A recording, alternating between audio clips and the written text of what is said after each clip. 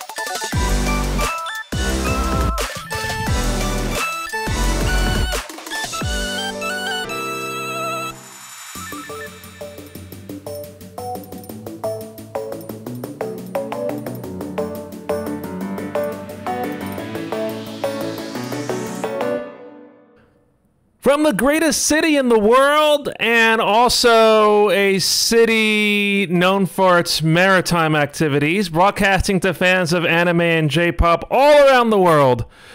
It's been a while, but we are back with the Extreme Anime Radio podcast. I am JR, and I am so happy, honored, and blessed to be joined by a wonderful person, somebody who's been involved with XAR, I want to tease sometimes longer than me. No, but I think it was around the same time. And that would be MikaZelda. Hi, MikaZelda. Welcome. Hello, everybody. Welcome, welcome. It is Mika tonight, not NefCanuck, because as you heard, if you follow us at all, this may be news, though, if you're actually listening to us on the podcast and subscribe. But NefCanuck suffered a serious injury that required surgery about 3 weeks ago. I have an update from NefCanuck that he wrote that we're going to read out on the air here in just a moment. But when I made the announcement, Mika stepped forward and they said, "Hey, JR, if you need a co-host for the podcast, please let me know." And so here you are. Thank you again and welcome. Of course, not a problem. And we have Bree subscribing here with the emoji exploding on the screen. Hi, Bree. And we also have MikaZelda resubscribing with the emojis exploding on the screen. I literally just looked over at the stream. I'm like, oh, I have my subscription available. Okay. And probably a few others might be renewing too, because we haven't been around for a while, because it's been about almost a month since we had a last stream. And Liz... now we have a hype train. Just like that, we have a hype train. Oh, my goodness. Yay for hype train. Yeah, right? Oh, boy. So now we have a 5-minute hype train. Congratulations. Although we can't do any audio effects here because we're recording this for the podcast. And our podcast listeners would be like, you know, this sounds kind of odd to...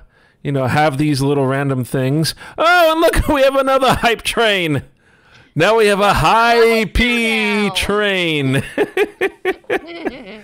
Wow. Subscribe to Tier 3. Thank you, Flax. Wow. I am flattered, and I thank you guys here. You're about to beat your last record. Keep up the support. That's the message I'm getting here right now. But anyway... This is a cause for celebration, I know, but as we're waiting for possibly more subscriptions to come in, Mika, I know there are a few people, well, I know most people know who you are, but some people watching or listening don't. So could you please introduce yourself once again for the 53rd time, it seems?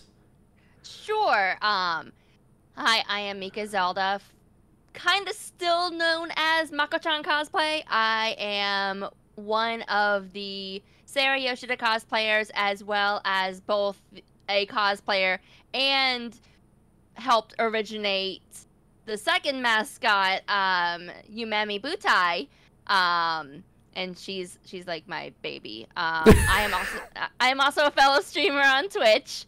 I stream at MikaZelda. My schedule's still kind of wonky, but I VTube over there, so you won't see this. You'll see my wonderful VTuber that is like a placeholder until I can afford an actual VTuber. But I am a stage manager in real life, and I'm still in school for. I'm actually changing my major from education to photography. So I'll be doing that on top of all of my theater activities, and I think that's it, really. Big Sailor Jupiter fan. Oh yes, very much. If you can't, well, you can't really tell by my background, but that's the Sailor Moon back. That's an art I found like years ago, and that's basically all of the girls plus Mama Here you go. At an arcade. There's Mako. I moved you over. It's an image of all of the girls at the arcade. So I've had that image for many years. If you look at my Twitch if you look at my Twitch page when I'm offline, that's my banner. Because I just felt it fits me so well because it's Sailor Moon and it's gaming. Of course. And then I'm repping my favorite game series today with Legend of Zelda. Yes. Because we're less than a month for Tears of the Kingdom, and I'm so excited. That's the latest one. What do you think of the previews? Oh my gosh, I'm dying over them. When I watched this latest trailer, I listened to the voice of Ganondorf, which has never been voiced before, so that was a treat to finally have a voice to put to Ganondorf after all of these years. But I was listening to his voice, and I'm like, why does that sound so familiar? And I started listening back. I've been watching a lot of Critical Role lately, which is a bunch of voice actors getting together and doing D&D campaigns. Right. And they're in the middle of their third campaign. So I started listening to the DM, Matt Mercer. And I listened to him do some of the more gruff characters and the big bads. And I'm like, wait a minute. I went immediately to behind the voice actors and Twitter. And sure enough, he posted on Twitter, I can finally tell you because Nintendo gave the go-ahead. I am the voice of Ganondorf. Ooh. And I'm like, oh my gosh, I called that. I called that so much. I'm like, and I cannot wait to see him. Oh yeah. Very, very nice. So yes, that's how we became friends initially. When you started listening to us when we were streaming music, and we had a commonality, if you will, with Sailor Moon at the time. So, oh my goodness, it's been such a long time, and I can hearken now back to just a couple of months ago or a few months ago when Bree and I went to the Sailor Moon store. Oh yes. And I keep sending Mika stuff from the Sailor Moon store. Every time. Yeah. Every time. Like the newest thing was a Sailor Jupiter happy birthday in her eternal Sailor Jupiter outfit. So yes. it's sitting on the bookshelf that viewers of the stream can't see because of my background. But it's back there. She's here. Yep. The hype train has completed. So we're gonna get some hype choo-choo emojis in here with a dog apparently. It's a cute little pug.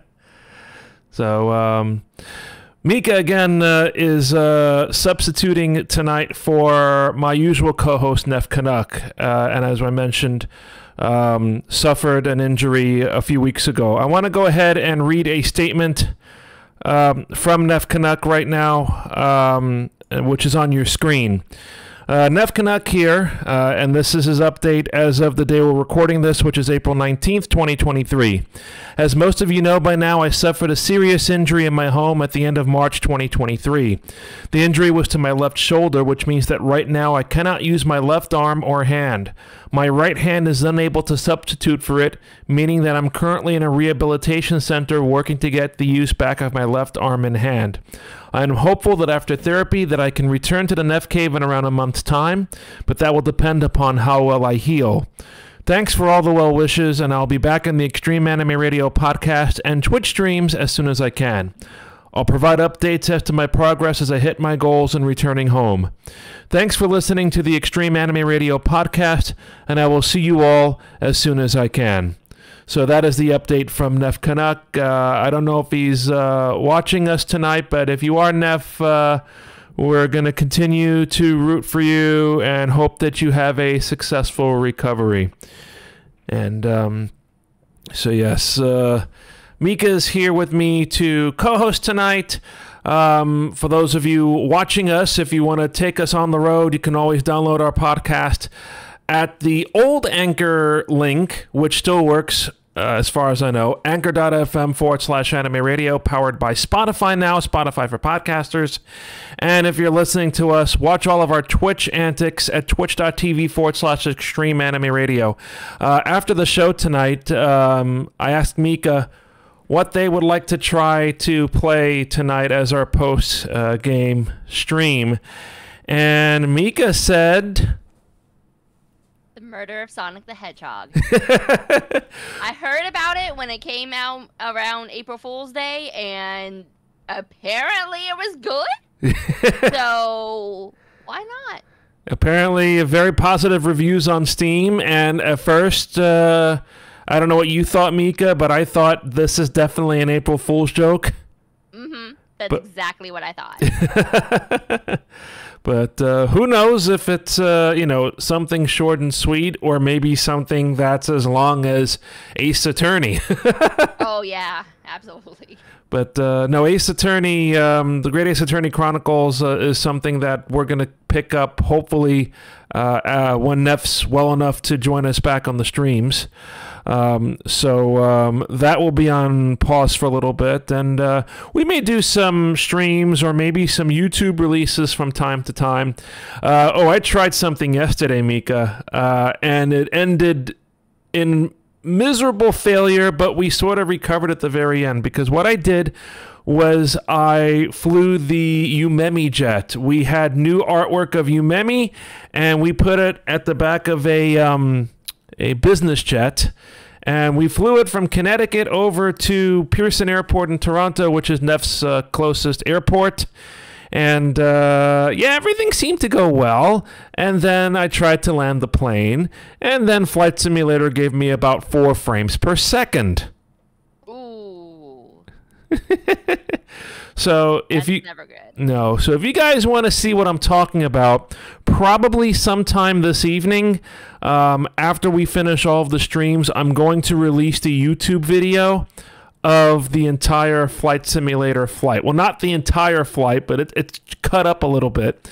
The flight goes, for the most part, very well until I land. And then the frame rates just drop down to expletive. Mm-hmm. And I've been consulting with Mika and a few others about this. I think it's time for me to upgrade my graphics card, although people like NVIDIA and company aren't making it easy at all. No, the prices are still astronomically high. Mm-hmm. Because everybody has been even with us going back into society and the pandemic, while it's not over, we don't care about it as much. Mm-hmm. People are still trying to get new parts and upgrade things to their computers, and graphics cards are generally the most expensive thing in a computer anyway. Mm-hmm. And the prices just jumped super high once the pandemic hit. Mm-hmm. And now the prices seem to have come down a little bit, but we're still being met with like $400, $500 for like the low end graphics cards. Right. So that's where everybody's struggle is right now. Like, I'm even contemplating upgrading my graphics card here soon. Just the prices are still way too much for me to upgrade. Yeah. And everything that is within my price range would be a downgrade to what I already have. So that's either you downgrade or you stay the same and stay within budget, or you splurge on your budget and you actually get an upgrade. And if you splurge, then you might as well just build a new computer at that point, right? Absolutely, yeah. Just get everything: a new motherboard, a new processor, new RAM cards, new SSDs, like everything. A new case. Even get a new case. This case that I've had for 2.5 years now the front of it is sort of scratched a little bit from where I put the boom mic for the desk. But that's the other thing I think that has happened, because I don't think we've had a podcast show per se since I got the new desk, right? No, this is the first one. Because you held off the podcast for I think a week. So you gave yourself time to build the desk, get everything organized on the desk the way you wanted it, and then Nef got injured. Right. And the podcast was put off for 2 more weeks. So this is your first stream with the new desk. Wow. Mika's very knowledgeable. Thank you for jogging this old memory over here. I remember the weirdest things. Like I remember one traumatic event when I was 5, but I don't remember the rest of my childhood. So it's weird how my mind works. I could tell you a few things, but then the podcast will have to go on for 4 hours with "This Is Your Life, JR and Mika," you know? Pretty much. But no, I've posted the pictures in our Discord. A Eureka gaming desk. Eureka Gaming is one of the major, not high-end, but one of the major gaming providers out there that does gaming furniture and whatnot. So I got the Eureka ergonomic desk, and I bought the keyboard attachment as well. That ran about $300 total.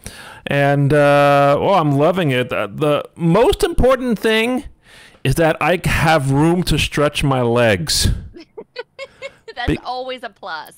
Because as you remember, Mika, with the previous desk, which was a hand-me-down, I think, from the turn of the millennium, yes, there's no way for me to move my legs, and especially now that I had a hip injury and a hip replacement, it's nice to move these legs and stretch them out every so often. Absolutely, yeah.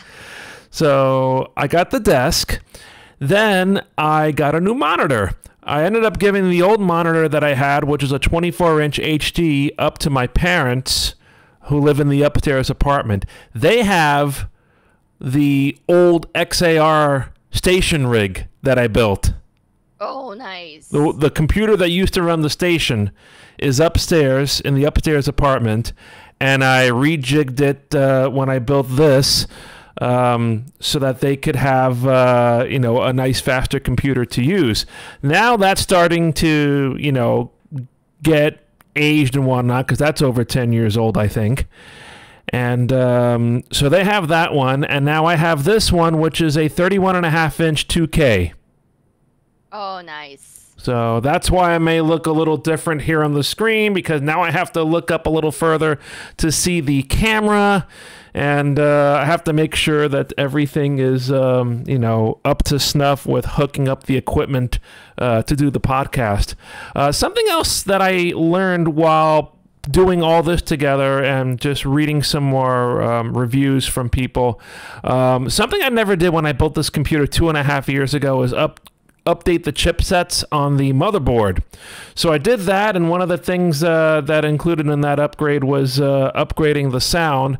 And I told Mika I'm a little annoyed now, because now when I try to plug something into the phone jacks here, I don't get a pop-up saying, "You've plugged in a headset, you've plugged in a microphone." No, now I just have to plug it in and pray that I plugged in the correct thing.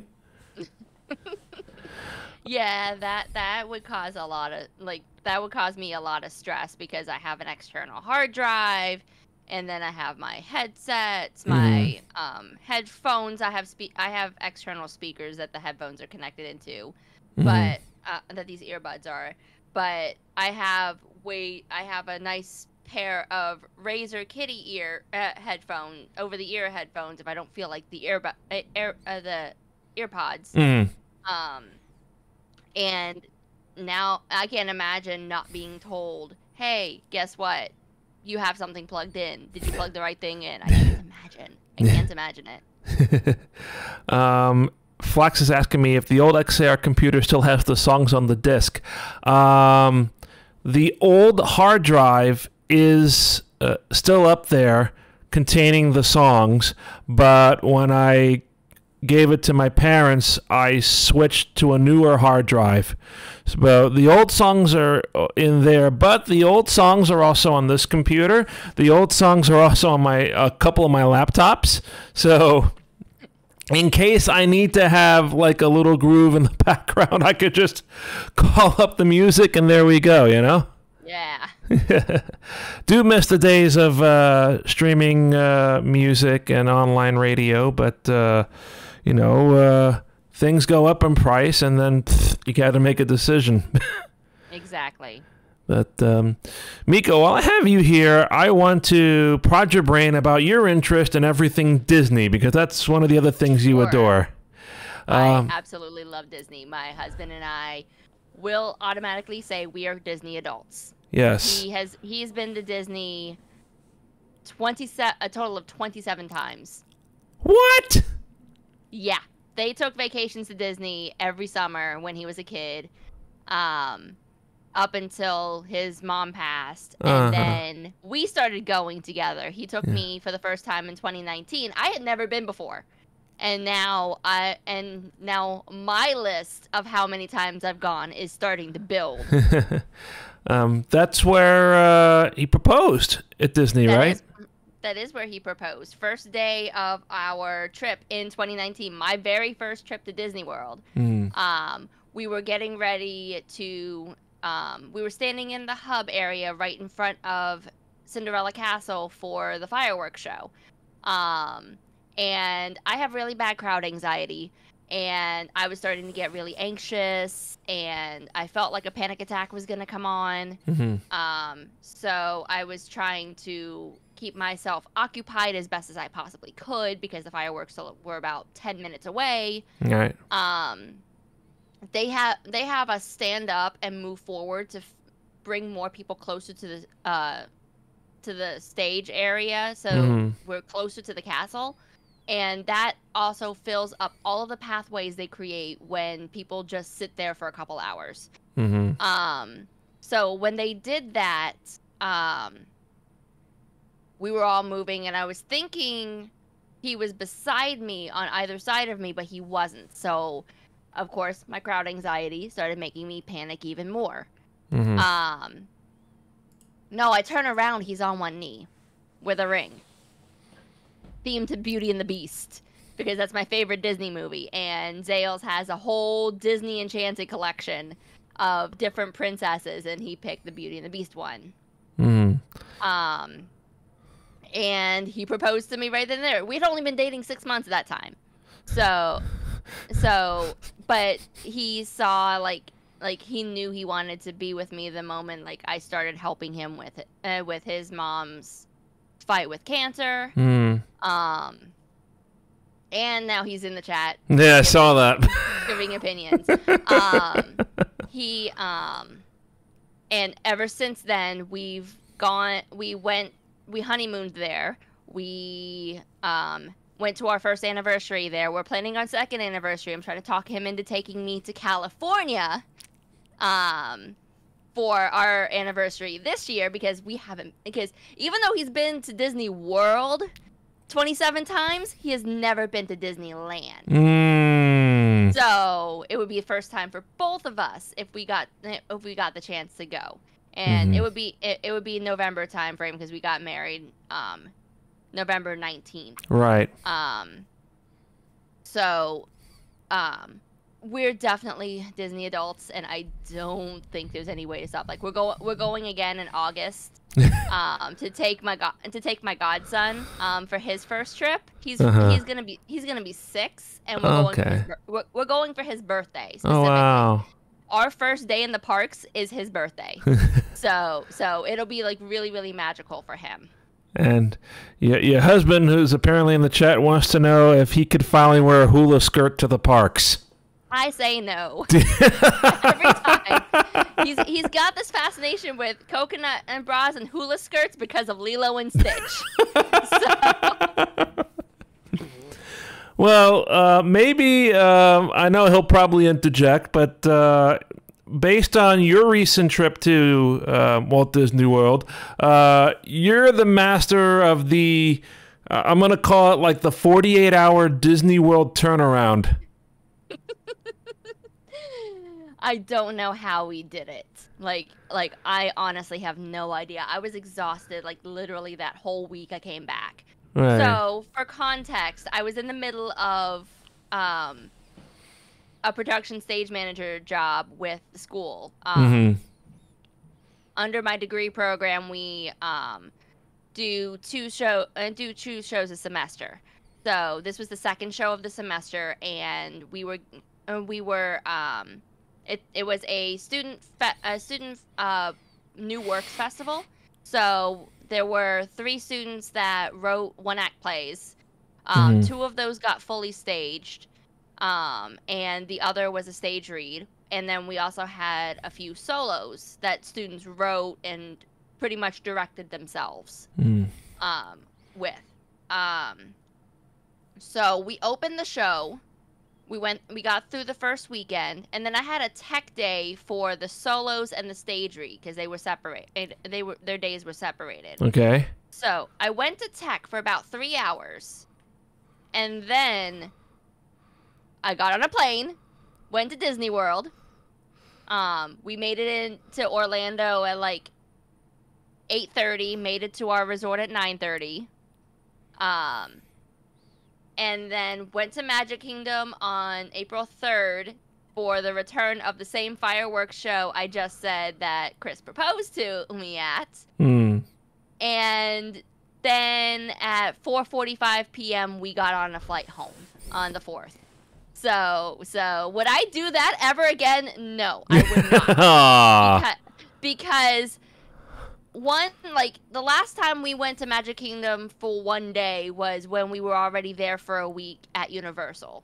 We got in super early, so we said, let's go to Magic Kingdom for a day. And that happened to be the last time that I saw Happily Ever After before the 50th anniversary fireworks show.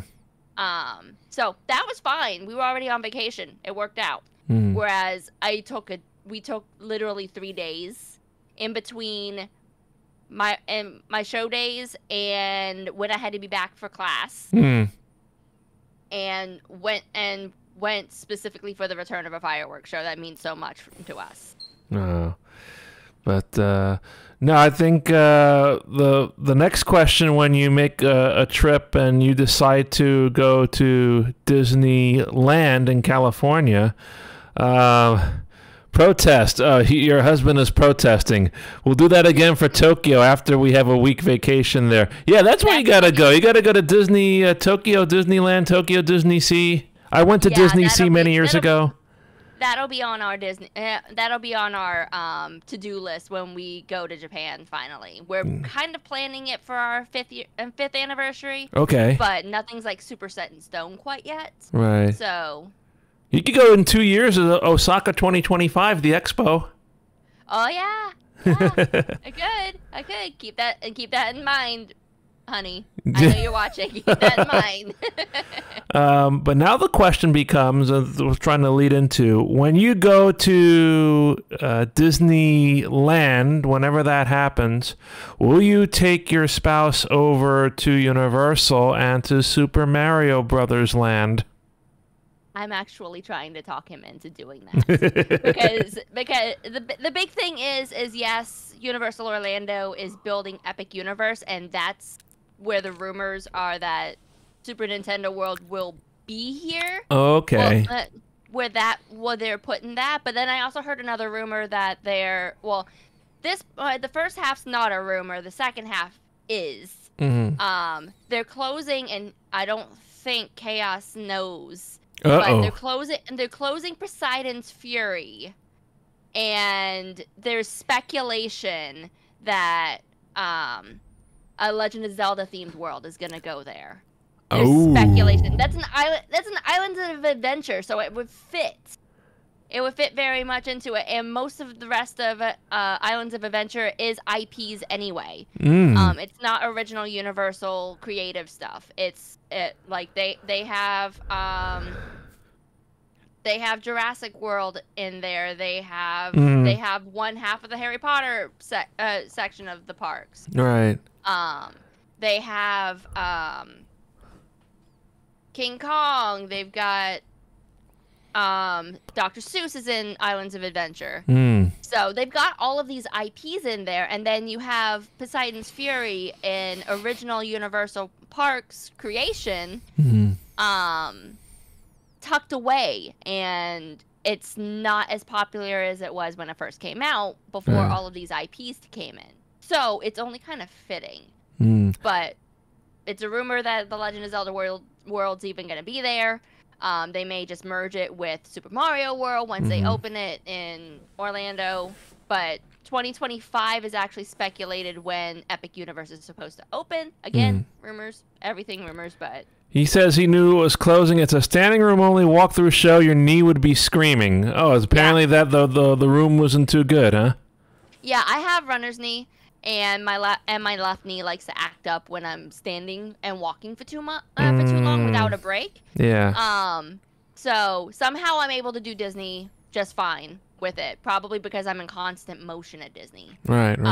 Universal, I'm still in constant motion, but if I was standing and stop and starting like Poseidon's Fury is, I've seen walkthroughs. If I were to do Poseidon's Fury specifically, I'd probably be sitting for like an hour, just so my knee, and just so the swelling in my knee can go down. Oh man. No, I know sometimes I get issues when I stand for too long and don't move around with my feet and stuff. So I noticed that my feet are falling asleep more often now since I had the injury to my hip. So yeah. I think it's also something about getting older, because I've started to like whenever I'm sitting at my computer desk. Uh-oh. All right, reconnection successful. Unfortunately... Oh, okay. OBS decided to be a pain. Yes, everything decided to be a pain. OBS, my internet. Everything was like, nope. Well, welcome back, everybody. We apologize for the technical difficulties. We did have a little drop out there with our internet and our software. Twitchy. And pretty much everything else. Hello, Liz. Back we are. Yes, thanks so much. Perfect. But no, we're talking about various interesting things with my special guest co-host, MikaZelda. And one of the Disney questions I had for you, Mika, is Disney Dreamlight Valley. You got to tell me all about this game and whether or not you think I should defect from Animal Crossing. So Disney Dreamlight Valley is just like you described. It is a Disney-fied Animal Crossing. However, your tools don't break. You have a lot more customization options. And there's story built into why you're helping these various Disney characters come back to Dreamlight Valley. Basically, you as what appears to be an adult now would go to Dreamlight Valley as a kid and just play with all of the Disney characters in the valley, and it was a magical time. But when your character leaves the valley, probably as you grow up, you're not in the valley as much.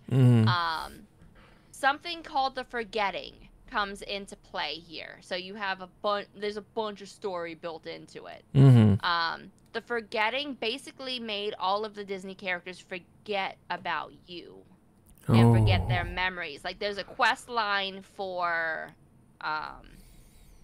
Anna that you have to help Kristoff get his memories back, because he doesn't remember Anna. Wow. And their outfits are Frozen too. So you know that whatever timeline Disney Dreamlight Valley exists on, this is at least after Frozen 2.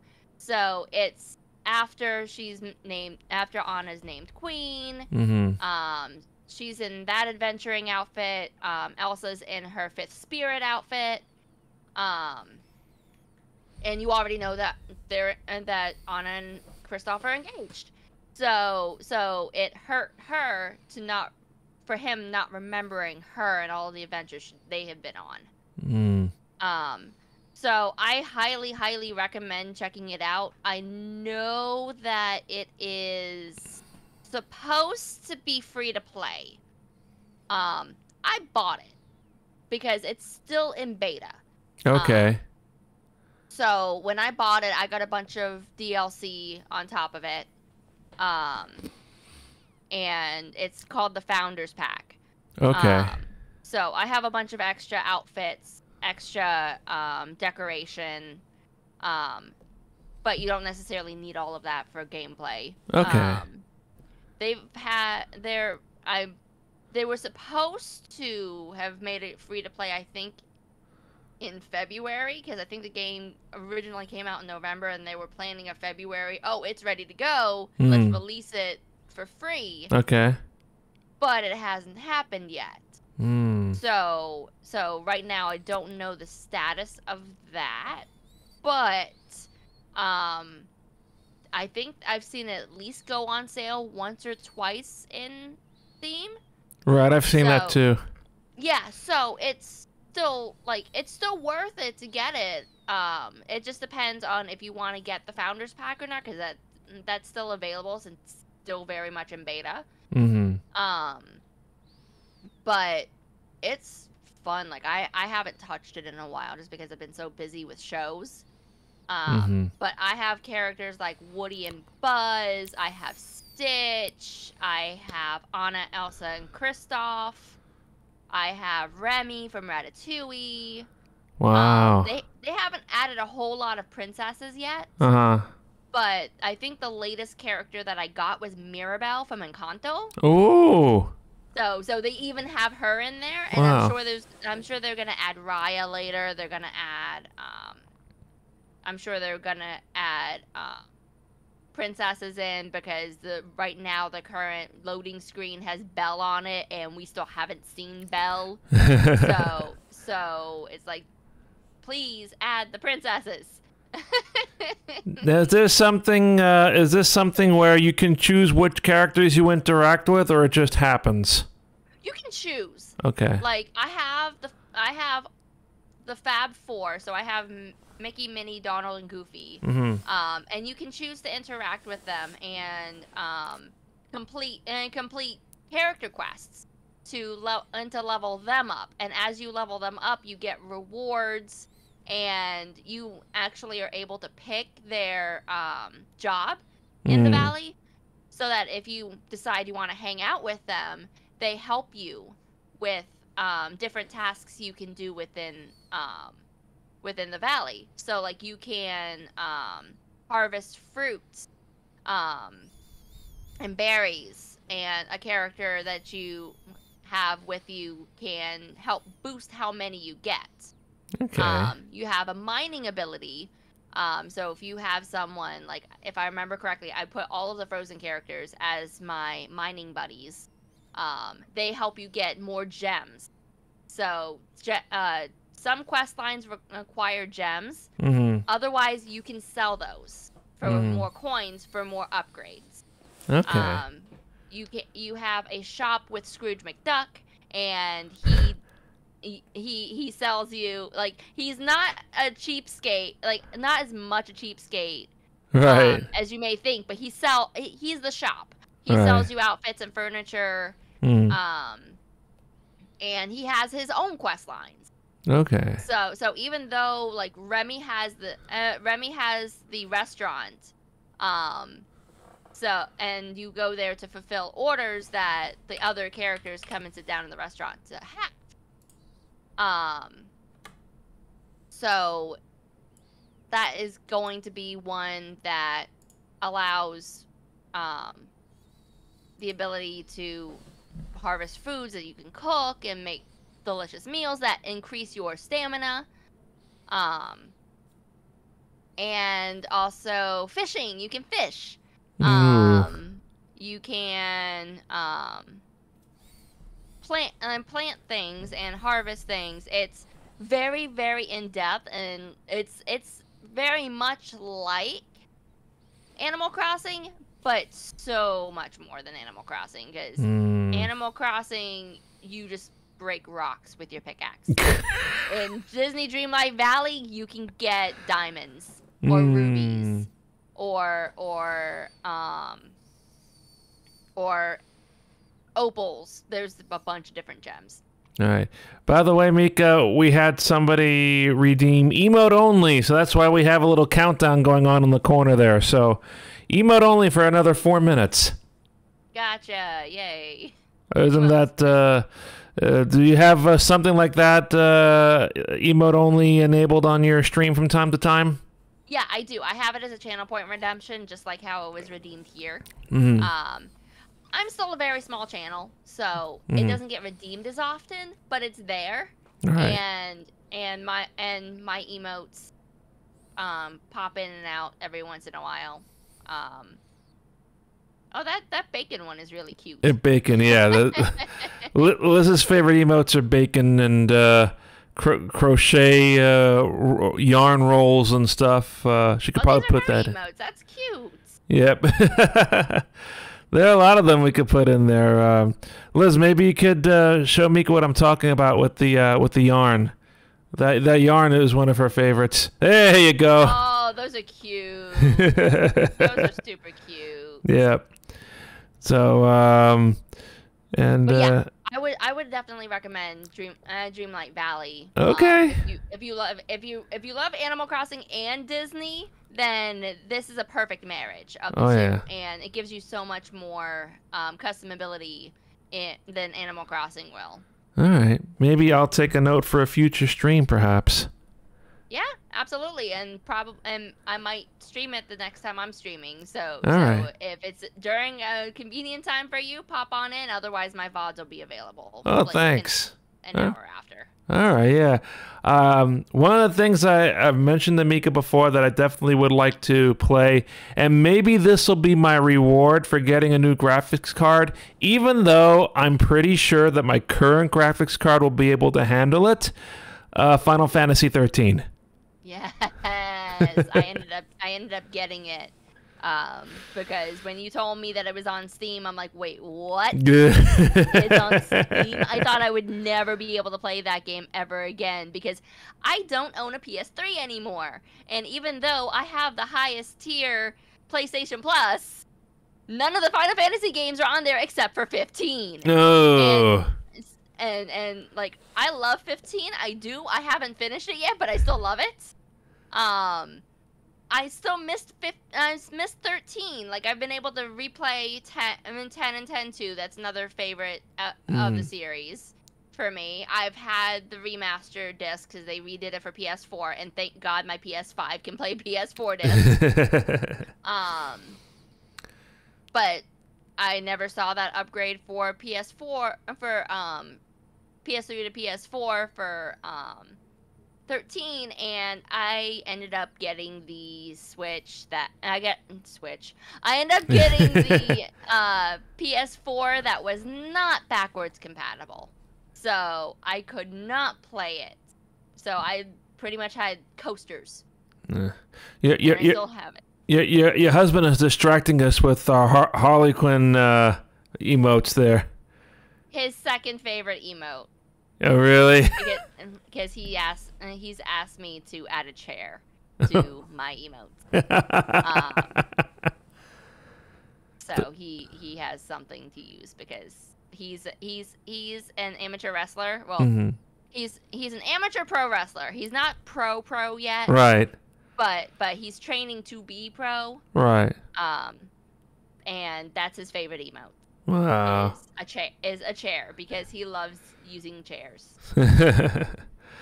Well, as we get this countdown nearly finished here, one of the things we do on our podcast is to give the latest updates on what's happening in Japan. And as I mentioned to you, Mika, before we went on the air, there is a big situation brewing with regards to Japan travel.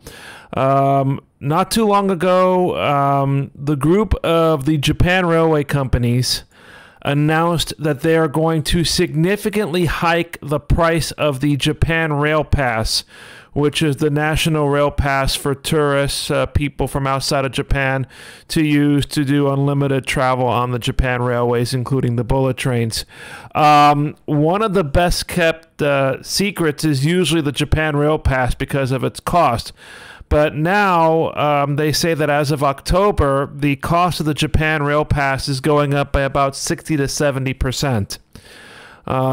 And now it is serious enough that the press is giving it all its attention, because it is going to potentially be a major dent in the plans of anybody who wanted to travel to Japan and consider using a national Japan Rail Pass, because with these new prices, more than likely routine trips to be used with the Japan Rail Pass will no longer be justified. Yeah, and that's kind of what I'm wrestling with and trying to come to terms with that would happen, especially because like I said earlier, husband and I are planning on potentially going to Japan for our 5th anniversary. We're coming up on our 2nd anniversary, so it's in about 3 years' time for us. So that this makes me worried that we have to save up even more money now to be able to see Japan, because I don't know when the next time we'll be able to get to Japan after that trip. So I want to try to see as much of Japan as possible. Go to Tokyo Disneyland, go to Disney Tokyo Sea, be able to go into Shinjuku, Akihabara, do a little bit of sightseeing around Azabujuban to see like the inspiration behind Sailor Moon locations, and go to different like inspiration Love Live areas, because that's my new obsession right now. That uses real locations. Like I want to go to Numazu, which is the wow. Yeah, Numazu is where Love Live Sunshine is basically implanted into. Wow.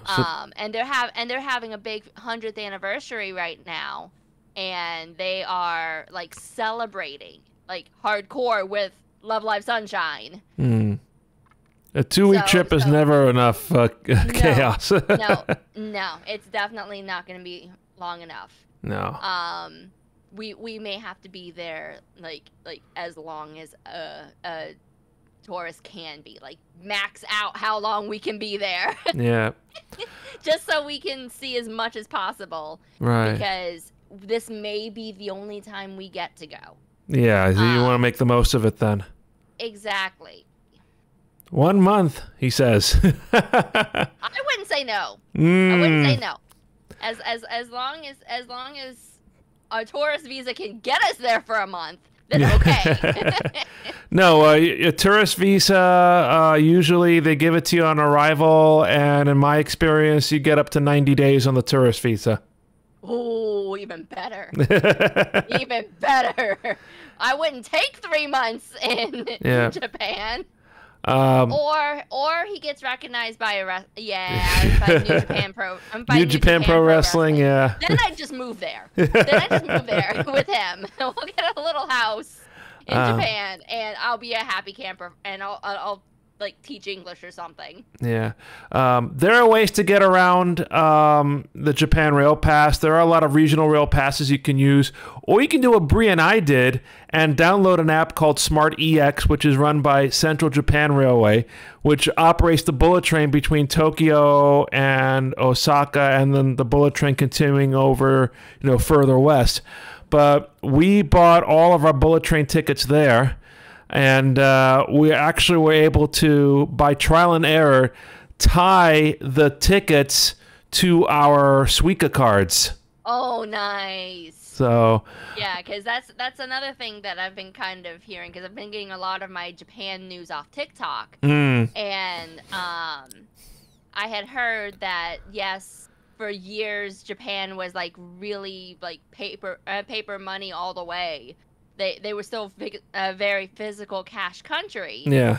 But now they're starting to move towards using the Suica cards more for payments in some places, and it's starting to become like more common to see contactless payments being done. So it's like they're coming into the new age of using credit cards and prepaid cards, but still having that, obviously, that flexibility of still being able to carry a physical yen bill, right? And I'm sure we're still gonna do that. Like, Right. We'll get a Suica card just because it's a Suica card. Right. And we can use it, and it'll be a great keepsake afterwards, especially if we never get to go back to Japan. True. But I'm also going to hang on to that 1 yen coin at the end of the trip. I'll be like, I'm specifically saving a yen coin. Yeah. The lucky ones are supposed to be, I think, the 5 and the 10 yen coins. 5 and the 10? Okay. Yeah. But I'll be as brief as I can, even though when we talk about Japan and Japan travel, I can never be brief. But ever since the onset of the pandemic, Japan has gone contactless in a lot of things. Even when you went to the country, you used to fill in all these forms, paper and pen and stuff. Not anymore. Now you just do it on your phone. You do your quarantine declaration, which that's probably going to go away now because next month Japan's downgrading COVID, so the COVID restrictions are going away. But they're still keeping ways you can enroll through immigration and customs. You can make your immigration and customs declarations before you hop on the plane, and then you just scan the QR code and you're through. And then when you're traveling through Japan, you have that duty-free exemption you can get. And that expands to a lot of products, even to the 3 Nintendo Switch games I brought home with me. If you buy, I think the threshold is either 5,000 or 5,500 yen. So if you buy anything above that amount, and you are not going to use that product until you return home, and I think most products qualify, whether it be food or something like electronics or whatnot. What it used to be, because this happened to me the last time I went to Japan in 2017. I bought some stuff for my sister and my mother, and they just started this new duty-free scheme. But what they did was they took my passport, they printed out several receipts, they stapled it to my passport, and then when you leave Japan, you have to go through outbound customs and immigration again. You have to hand your passport to customs, they rip out all those receipts, and they hand out the passport back to you. Now, and this happened several times with Bree and I on the trip, no more paperwork. They scan your passport, they electronically send whatever you purchased, the information, to Japan Customs. And then after you go through security when you leave Japan, you just go to Customs, you just scan the passport, and you're done. Wow. And they don't even stamp your passport anymore when you leave. They used to cancel your passport visa with a stamp when you leave. They don't do that anymore. Now you just scan the barcode and it's already canceled. So. No, I've never had a passport before, and that was kind of like that's the stamping is like the one thing I know about passports. And hearing that, it makes me a little sad that I won't get a Japan stamp. But no, you'll get the sticker. You'll get the sticker with the QR code when you land. That's how they do it now. Gotcha. But yes, the big tip I give people: if you don't have a passport, get your passport now rather than later, because you won't regret it, and the passport will last you for so long. And what were you saying? We're planning on going on a cruise sooner rather than later, so I'm already gonna need my passport. True. So we're not. Right now, the consensus is we're probably not going to take one until my birthday next year. Okay. So I've got a little bit of time. All right. But no, I was going to tell you, I know where Numazu is. It is, actually might be able to take one train from Tokyo. I think they got a few trains an hour that can take you straight to Numazu, the regular commuter trains. I wouldn't be surprised, especially with how popular that location is, because Love Live Sunshine and Aqua is the most popular group of the 4 mainline groups of Love Live. I'm not surprised that they'd have a regular commuter train going several times a day. Oh yeah. To Numazu, especially right now with their big anniversary happening. And I think the girls, the voice actresses, are all doing things in Numazu. So sightings could happen, and activities during festivals. Right. They could pop in and out. So it's definitely a popular location right now, especially since they're like 5 years into Aqua's existence. So there's a lot of Love Live and Idol stuff going on in Japan right now, and makes me wish I was there every day. And we're getting close to the top of the hour, but there's one other thing that I wanted to suggest to you when you go to Numazu. On the way to Numazu, there are 2 stops you can get off at that I would suggest. A popular spot for any visitor is the stop of Odawara. That's in Kanagawa Prefecture. And from Odawara, you can take a train that goes up to Hakone. Very popular hot springs resort. You could take buses and trams and even a themed pirate ship across the lake up there. And it makes it for a wonderful day trip. The pirate trip, it may be something that he would like. Oh yeah. But also some other location that foreigners might not know about is a city called Atami. So Atami is also on the way to Numazu. And it's even, you could take a commuter train there, or you could even, the bullet train can get you there in like the local bullet train in like 2 or 3 stops or something like that. But in Atami, which is not too far from Numazu, outside of the train station, they have a free open foot bath. So you can take your shoes off, you can dip your feet into the free hot spring bath. Oh, nice. So, and Atami is one of the areas known for its hot spring locations, all over in the vicinity of the station. It's located on one side of a hill. You got a big hill on one side with hotels and hot spring resorts and whatnot. And then when you get to the other side of the station, you're close to the waterfront right there in the beach. So. Oh, wow. Yeah, definitely got to look into that. But no, if you really want a good hot spring experience, then I have to recommend the one that I went to. That was my first trip to a hot spring resort hotel location, and that is in Otsu, which is just outside of Kyoto, actually, not too far, only a few stops from Kyoto. You just take a small train from Kyoto out to the countryside, and then a shuttle bus picks you up from the train station, takes you right to the hotel. It's very convenient. Nice. My biggest thing is I have to be careful with a lot of the public hot springs and public baths, because I have 5 tattoos. So they frown upon tattoos very much so. I've been watching TikToks, and there's like 3 public bathhouses that are okay. And then I could always get a private one. Right. So, the room that Bria and I got was with the private hot spring. Okay, yeah. See, there I feel like I'd be okay. Yeah, I think so. Because it's not showing everybody else the tattoos. Right. In Japanese culture, they think any tattoo means you're a delinquent. So even though mine are very tame, I have 3 anime themed ones, 1 video game one, 1 kanji.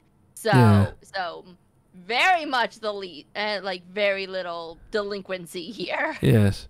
And you've shown me the Sailor Moon one, which is pretty cool. Yes, it's got no yellow on the back anymore. Oh. All of my yellow is gone, but the tattoo is like 11 years old, so I'm not surprised. Oh, man. But I'm already talking to my new tattoo shop, the one that just that did my most recent tattoo, Sylveon. We're already talking about doing a cover-up because this was made by a Toxic X. Oh. And all the line work was done by him, and I'm not like I don't see it, but I know it's there, and I'd rather like get it covered up with another Sailor Moon piece. And one of the artists there and I have already kind of started doing the talking and doing the basic consultation on it. It's gonna turn from a shoulder blade piece to probably a back piece that I'm not prepared for because I have a very low tolerance for pain, and yet I have 5 tattoos. But this one was probably like in my top 3 of worst spots for me. So that's why I'm very, very hesitant. I can't see it, so I'm not too stressed about it. Right.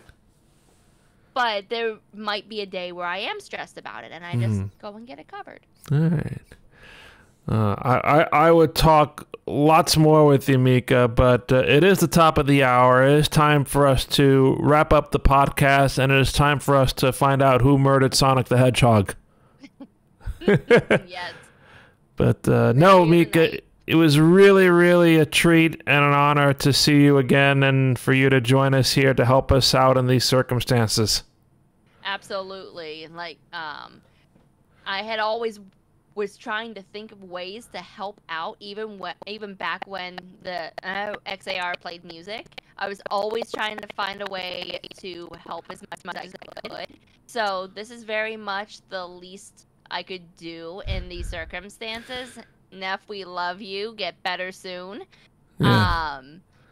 So I was happy to help, and I'm always happy to help. Thanks. And wonderful, as they mentioned earlier, helped develop our new mascot, which is at the bottom of the screen right there. And apparently your husband thinks this is a Clue board game. It was Knuckles with a chair in the living room. He was definitely something. And as we were talking about this, I'm looking over, I have the Nationals Orioles game on my feed right now. And there's a Disney ad. So. Oh, there you go. Disney wants me back. Well, somebody asked if you knew how to do you know how to do the closing commentary? I will do it very poorly, but. All right, hang on a second. So I'll call up the closing commentary over here. And so that'll help you out. And then, all right, just go on here. All right. So if you have any questions, concerns, compliments, or complaints, come visit us. Come visit our Linktree at linktree.com/animeradio. There you will find our various social media links to Facebook, Twitter, Instagram, as well as our still currently functioning anchor.fm/animeradio link to bring you to all of our archived podcasts, powered by Spotify. Yes. And also, our YouTube is at Extreme Anime Radio, and that is where we update the latest shows. And this will happen, has to happen at least 24 hours after we go off the air with this on Twitch. But it may take a little while longer because we have to address that little gremlin that happened halfway through the show. Yep. Well, Mika, thank you so much again. That's been a blast, and we hope you'll join us again for future podcasts should the need arise. It could be soon, who knows? But I know you're always a wonderful person helping us out, and we really do appreciate it so much. Absolutely, anytime. So, for MikaZelda, I'm JR. Thank you for watching and listening to the XAR podcast. Please stay tuned to our social media and our Discord to find out when the next podcast will happen. And in the meantime, remember, keep on looking out for the Extreme Anime Radio podcast at anchor.fm/anime radio powered by Spotify. Woohoo! And on Twitch. Thanks, everybody. We'll see you next time.